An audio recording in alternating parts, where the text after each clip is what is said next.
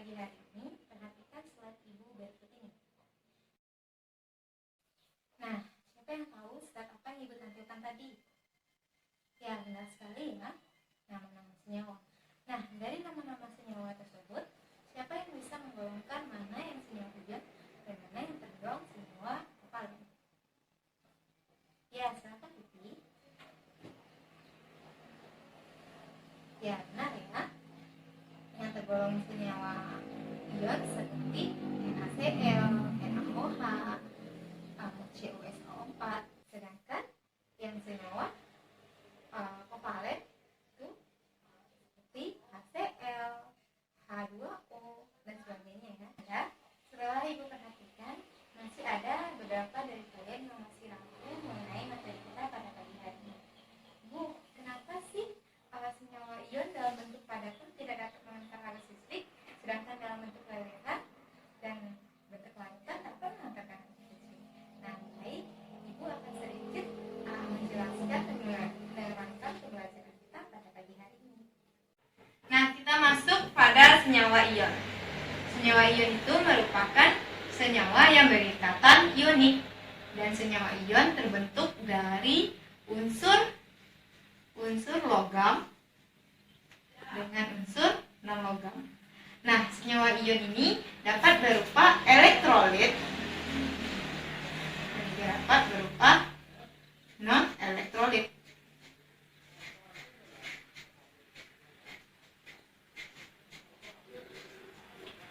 Nah, senyawa ion yang bagaimana sih yang termasuk elektrolit?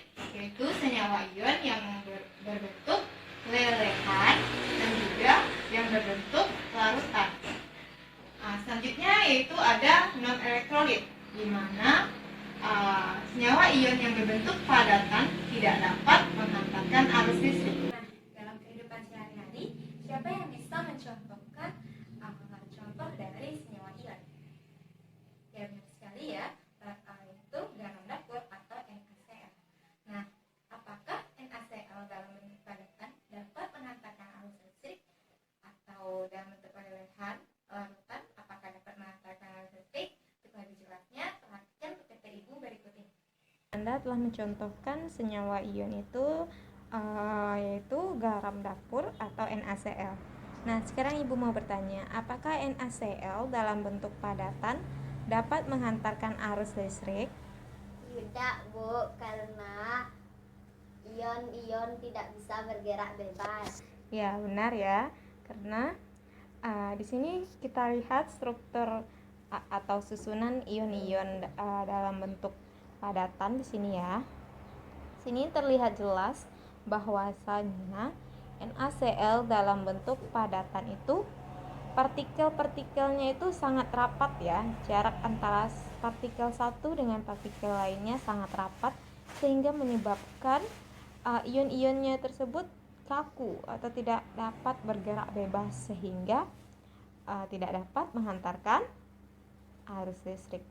Nah, bagaimana jika NaCl tersebut dalam bentuk lelehan? Apakah dapat menghantarkan arus listrik? Bisa, Bu,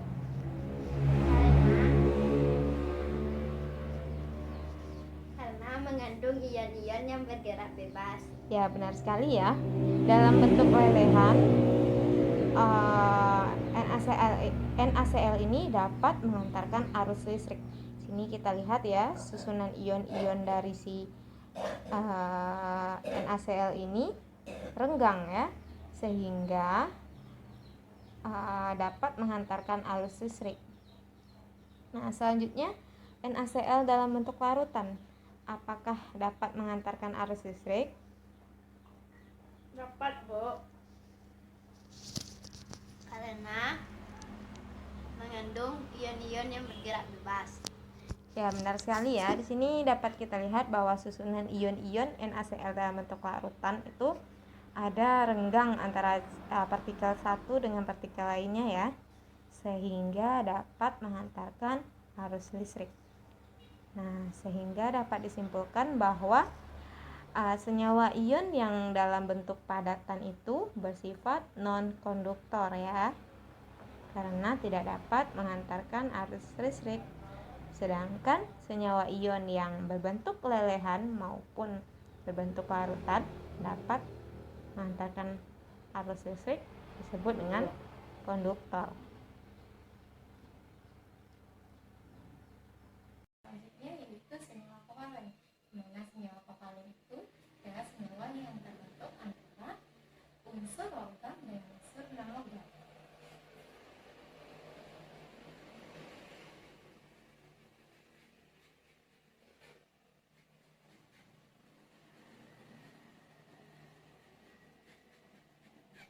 Nah, senyawa kovalen ini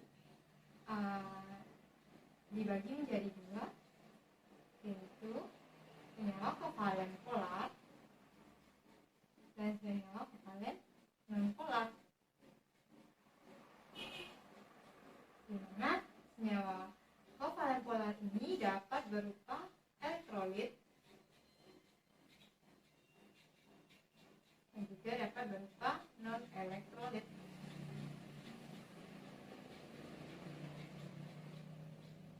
Nah, senyawa polar yang tergolong senyawa elektrolit itu dalam bentuk lelehan, bentuk larutan. Dan yang tergolong non elektrolit itu bentuk padatan. Nah, kalau non polar ini pastinya merupakan larutan non elektrolit. Baik Ananda, karena materi kita hari ini mengenai daya hantar listrik senyawa ion dan senyawa kovalen. Nah, sebenarnya bagaimana sih daya hantar listrik dari senyawa ion dan bagaimana sih daya hantar listrik dari senyawa kovalen tersebut? Nah, untuk menjawab pertanyaan tersebut, Ibu akan membentuk kalian dalam beberapa kelompok. Nah, silakan kelompoknya bisa Ananda pilih sendiri ya. Dalam satu kelompok terdiri dari 4 anggota. Baik, Bu. Nah, bagaimana? Sudah dapat anggota kelompok semuanya? Sudah, Bu. Sudah ya. Baik. Di sini Ibu mempunyai LKPD. Nah, nantinya LKPD ini diharapkan nanti Ananda semua mampu mengisinya dengan cara berdiskusi. Nah, Ibu akan memberikan waktu untuk menyelesaikan LKPD ini selama 30 menit. Setelah 30 menit, nantinya Ibu akan menunjuk perwakilan kelompok, masing-masing perwakilan kelompok untuk mempresentasikan hasil diskusinya ke depan. Baik, Bu. Baik, perwakilan kelompok silahkan mengambil LKPD di depan. Baik, sudah 30 menit waktu yang telah Ibu berikan. Apakah Ananda semuanya sudah siap mengerjakan LKPD-nya? Siap, Bu. Nah, bagaimana? Apakah semua LKPD terisi? Alhamdulillah terisi, Bu. Terisi ya. Apakah ada kendala dalam mengisi LKPD tersebut?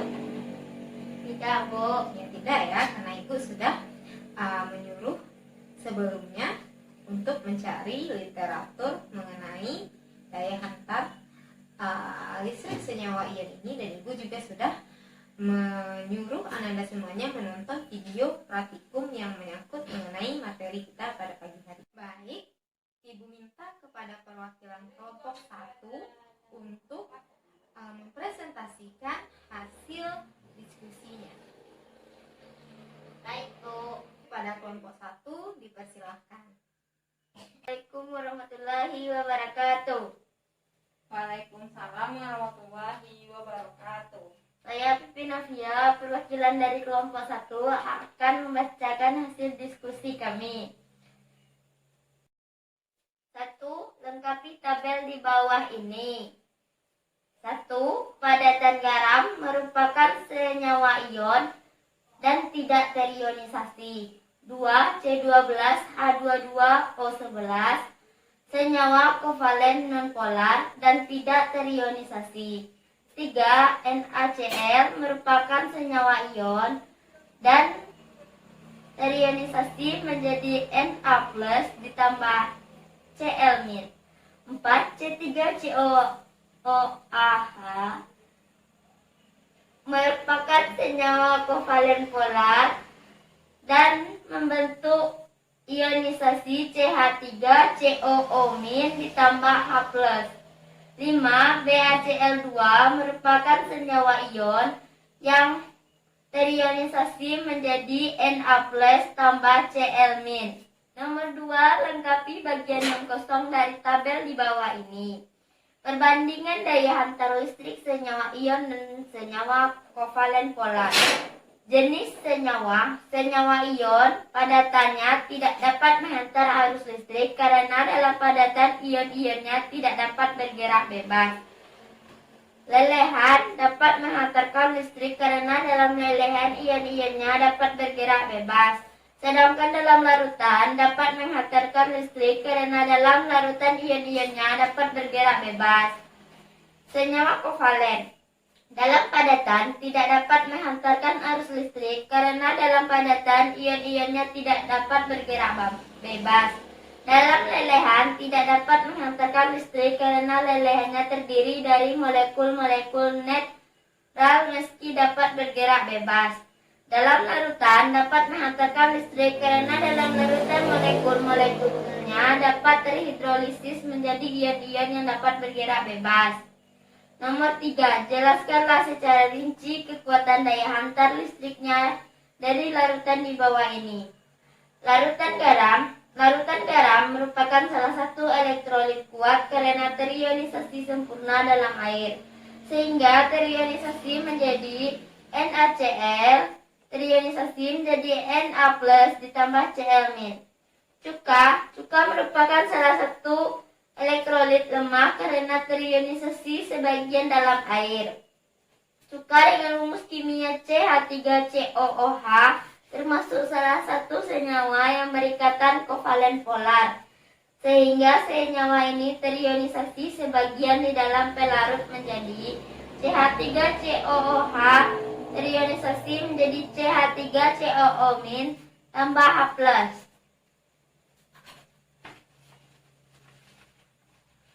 HCl, asam klorida merupakan salah satu elektrolit kuat karena terionisasi sempurna dalam air. Asam klorida dengan rumus kimia HCl termasuk salah satu senyawa yang berikatan kovalen polar, sehingga senyawa ini terionisasi sempurna menjadi HCl sama dengan H+ tambah Cl-. Baik, sekian dari hasil presentasi dari saya.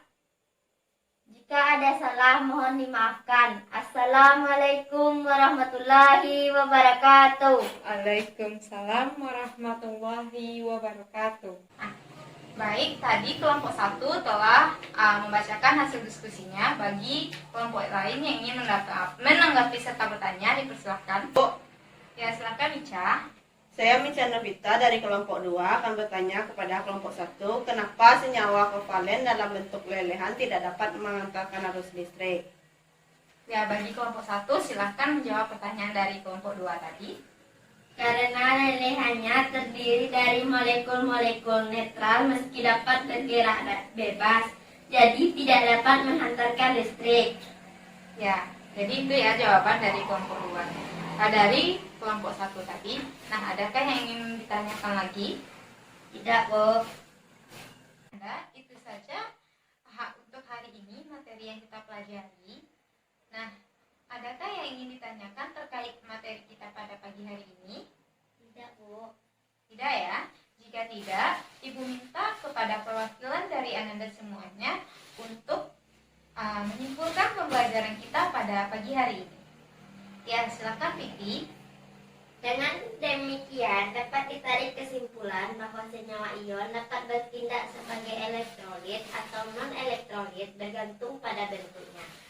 Jika berbentuk lelehan atau larutan, maka senyawa ion dapat menghantar listrik, tapi jika berbentuk padatan, senyawa ion tidak bisa menghantar listrik.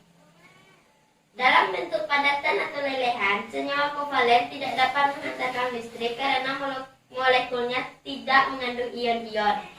Ya, terima kasih ya Pipi. Adakah yang ingin menambahkan kesimpulan dari Pipi tadi? Jika tidak, Ibu akan sedikit mengulas kesimpulan dari Pipi tadi ya. Benar katanya bahwa dalam bentuk padatan maupun dalam bentuk lelehan tidak dapat menghantarkan arus listrik karena pada padatan ya jarak partikelnya itu sangat rapat sehingga ion-ionnya tidak dapat bergerak bebas. Nah, sedangkan pada lelehan senyawa kovalen ini ion-ionnya itu ternyata tidak bermuatan atau mengandung molekul-molekul yang bersifat netral sehingga tidak dapat menghantarkan arus listrik. Untuk menambah wawasan Anda semuanya mengenai materi kita pada pagi hari ini, silakan kerjakan latihan di buku Erlangga halaman 127, baik itu yang objektif maupun soal esai. Nah, minggu depan akan Ibu kumpul dan Ibu periksa. Ibu harap semuanya mengerjakan tugas ini ya.